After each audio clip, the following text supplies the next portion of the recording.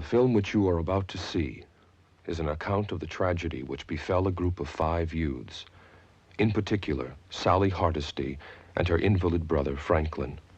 It is all the more tragic in that they were young. But had they lived very, very long lives, they could not have expected, nor would they have wished to see as much of the mad and macabre as they were to see that day. For them, an idyllic summer afternoon drive became a nightmare. The events of that day were to lead to the discovery of one of the most bizarre crimes in the annals of American history, the Texas Chainsaw Massacre.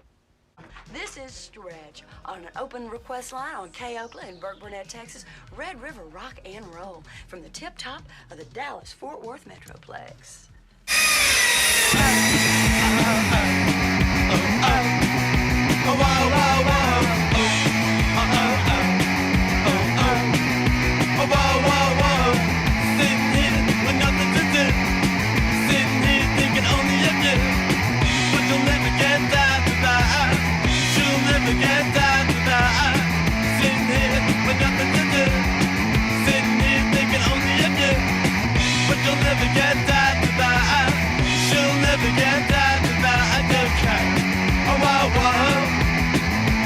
Chainsaw Massacre.